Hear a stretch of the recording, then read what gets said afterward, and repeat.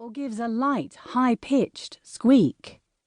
My resonating chambers in the mask, nose, forehead, sinuses, fail me, and I don't like the sound of myself.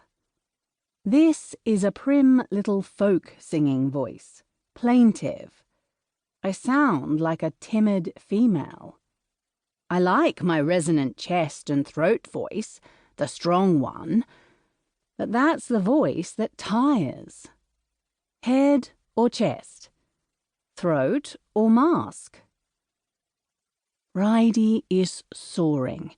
She is up there in the rafters. She is wafting across to the furthest corners of the hall, past the basketball hoops and above the checkered stage curtain. Next Tuesday evening, I will stand next to someone else, someone who is, well, less of a natural. No one who knew me would ever accuse me of being natural. If I were a natural, would I sit behind a computer day after day, shuffling words around on the page, devising the various masks of fiction to hide behind? No, I wouldn't. And I surprise myself by being here. I have been coming to this group for 9 weeks, and for the first 3 sessions I hated it. Now I am becoming addicted.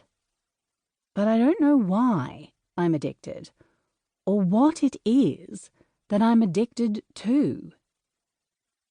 When the session is over, we troop out into the frosty night air, and I wait for Beatrice to unlock her car and give me a lift home. Driving down the precipitous Glebe Hill, past the many mansions of Victorian Gothic, we begin to talk about why it is that we come, especially on bitter nights like this, and I recall an encounter in mid-air over the Pacific. The Secret Self.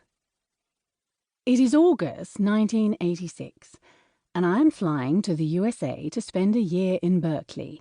My husband is already there, looking for a house. My 2-year-old daughter and I are on our way.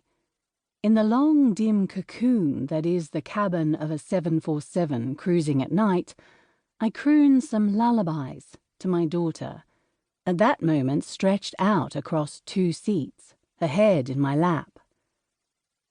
Beside me, a handsome middle-aged man dozes fitfully.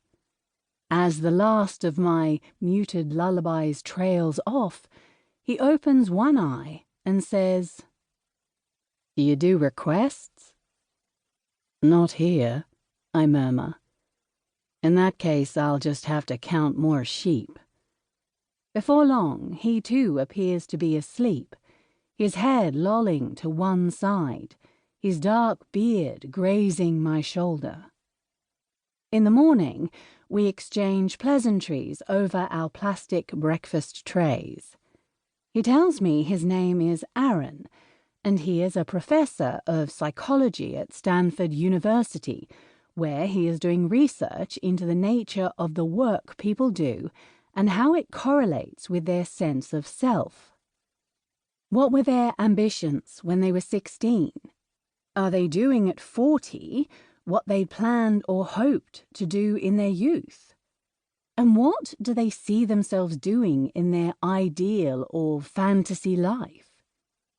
Then he tells me the surprise of his findings so far. "Everybody wants to be a singer," he says.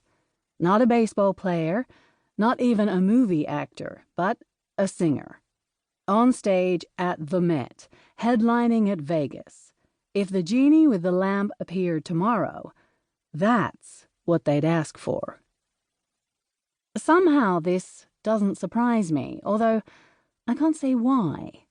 Had he, I ask, arrived at an explanation?